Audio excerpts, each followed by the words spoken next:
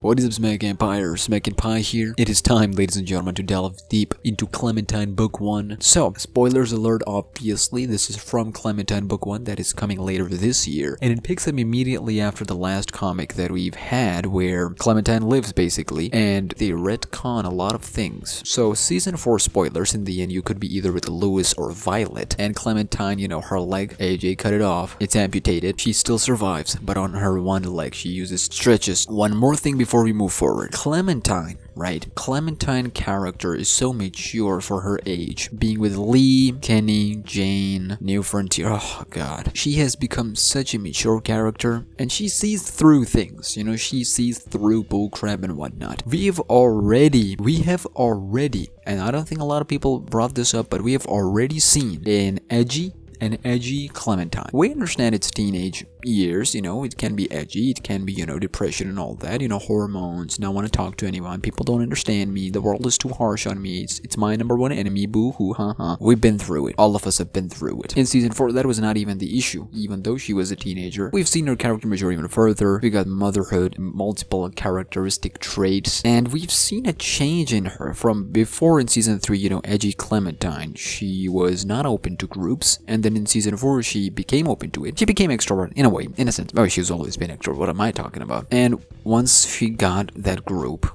of kids, she got AJ safe, everything is happy, yay, we got the best ending for Clementine. Unfortunately, what didn't work out is that because Clementine lives, they wanted to move on from that. What Skybound did is to continue that story. Out of nowhere, there is a shift in Clementine's personality, and that shift is unexplainable. It is so out of character, but I'm hopeful there's a reason, and that reason is explored much deeper in Clementine Book 1, because it is not looking good for the writers, for Skybound to just completely turn Clementine 180. Something must have happened. Something must have happened after the events of Season 4 till Clementine Lives, comic, that must have changed her entire thought process of who she is and what she wants to be in this world, in this apocalypse. So now with all this said and done, ladies and gentlemen, now we get to the Clementine Book 1 preview pages. There's a lot of them, spoilers alert for that. Shout out to Screen Rant, Skybound provided them exclusive pages to showcase in their article. I'll put the link into the description, or you can check out the video, no commentary. And number 2, shout out to Down the Mom for letting me know. Now, let's get to it. So as we know, it picks up immediately after that. Clementine with another teenager, and I don't think it's Amish that we will see later. It's just a bunch of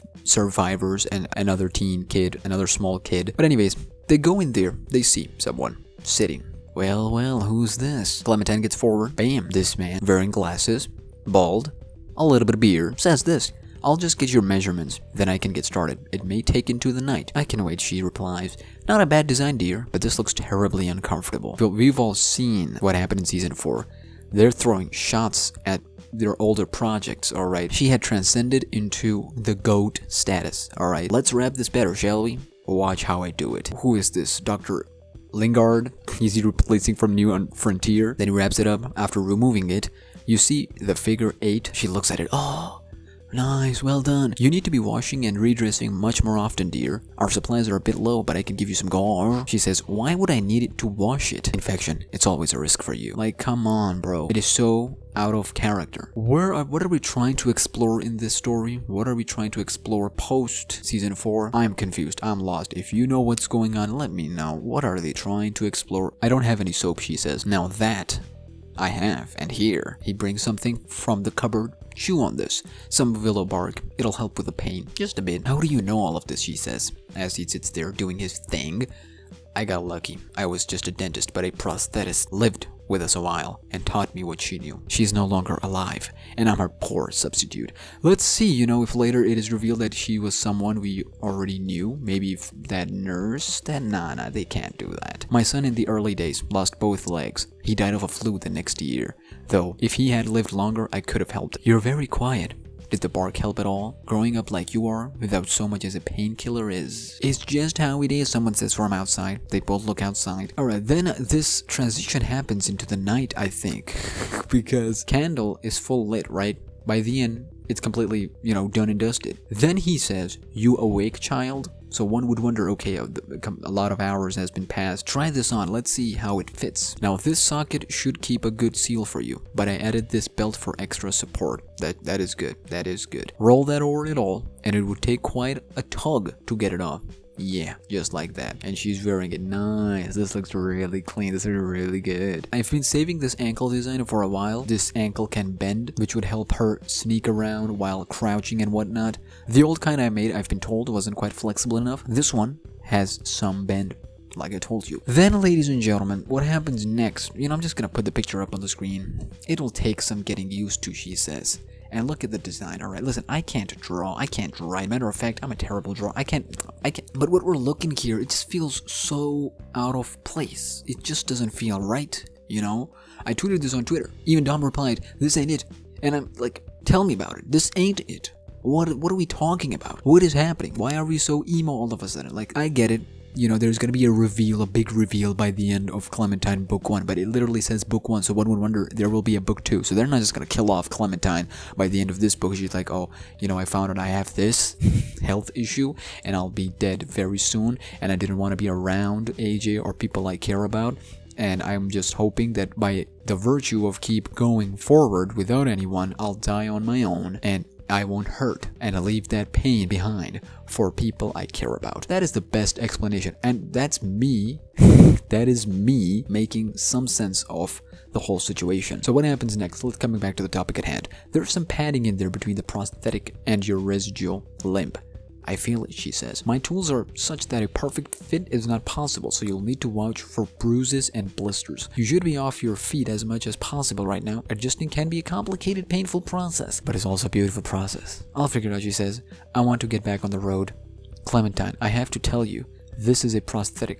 He immediately cuts her off. Not a leg. It can be treated like one. Now hold on, I have more for you. Let me find a good-sized cane. As you can see, the urgency in Clementine just wanted to get away from people. We're literally back in season 3, ladies and gentlemen. Literally back. You know, take it as you will. If you like emo Clementine, fine. You know, fine. That could be the best thing for us, for all of us. But if you don't, and you didn't like season 3's emo Clementine, it was understandable back then, but right now, you know, I want to draw comparison and parallels between Ellie's journey in part 2 and Clementine's journey here, but I can't because they're completely different things. One's motivation was clear from the get-go. You know, it was said that this is the motivation, this is the intent, this is why she's doing whatever she's going to do in part 2. Ellie, I'm talking about. Here, the motivation is unknown. We don't know what's gonna happen. We don't know what's on her mind, why she wants to get back on the road. Did she found out some sort of information regarding some old thingy? But even if she did found someone from the past, she would have taken AJ with her.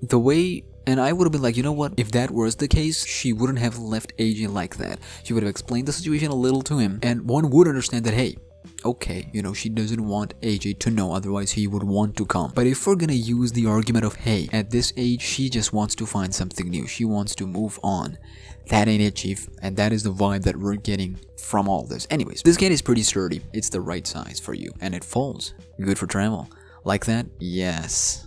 Lock it into place, and you'll hold it on your good side, the right for you then. So now she's using cane. It's an upgrade, you know, we'll take it, it's an upgrade. It also works as a weapon, just in case. The cane on your left leg will move as one. Oh, right. I'll give you some tools, an Allen wrench, a screwdriver. These are for minor repairs. Keep this kit with you always. I'll put in some soap. Thank you, she says. There's no way you'll stay just one more day, Clementine? No, I'm sorry. He says, I understand. Just remember to always be prepared out there. And then a line happens out of nowhere. I've heard that one before. Let's paint a scenario here, right? One day everything is great. Clementine living the best life with AJ, Violet, Lewis, and all that other people, you know. And one day they go off. Regardless whether it's for revenge or attack or deal, trade, does not matter. Clementine sends a very small group or big group, does not matter. Or something like that. It does not turn out well. People die. And she blames herself for everything that went down. All the massacre, all the dead bodies that happened both on our side and their side as well. She lost, again, people that she cared and loved, again. But AJ survived. He had to. Plot armor. They might use that motivation to be like, yo, I cannot stay in one place anymore. Because I care about people. and then when I care about people, I lose them. I know I'm simplifying this whole situation. It can be very tricky and difficult, and we can draw parallels with real life and whatnot, but this is the only road I see. Where is this going? Come back if you ever need me again. Do you have any more of that bark? I put it in your kit with the tools, and then she leaves on that new leg with the cane. What is she, a Riddler now? That joke made no sense, alright? That joke actually made no sense. There are a lot of characters with one leg and a cane. Riddler ain't one of them. Just because he had a cane in Batman Arkham series and comics, that does not make him the same. Okay, alright, let me just move on. And we finally see some people outside of that place. There she is. Kids, happy, seeing Clementine. Clementine! One of the kids says, the kid's going after her. My mom made a bag for you. She says, I'm heading out. You're leaving already? Your leg looks cool. The small kid says, Rabbi made my foot. I named it Lightning. By then, good luck up north. What? I did not see that coming. The kid in the back says, she's leaving? And then she just leaves as they stare, and she leaves with the cane and that bag. Come on, she said, just keep moving. Oh man, this dialogue reminds me of season 4, keep moving forward. Oh, bro, no. Do you know when certain games or movie or TV show scenes, no matter how many times you see them, they never lose their emotional status? Every time you watch, it hits you right where it hurts. Season 4, keep going forward, that whole sequence. Let me remind you, it is so well acted out and played out that it need not any soundtrack. It need not no sad music. It's just Clementine and AJ voice actors doing such a phenomenal job talking to each other, reacting off each other's pain. Oh my god, we're not even... Bro, gonna be a cold one tonight, huh? What the fuck? What are you talking about? This shot is a little confusing because, as you can see clearly, Clementine is not getting used to that thing, and instead of resting it for a day or two, staying in the camp, getting used to it and whatnot, she just leaves. And not gonna lie to you, the community looks a little safe because they have walls, and it looks big enough too. They said Clementine makes a long trek out of the city, taking down a walker before finding refuge in a tree. The young hero is clearly exhausted. As we can see, the sequence plays out. She first hides behind a tree what the freak is that? Is that James zombies? Because it looks like they're wearing masks.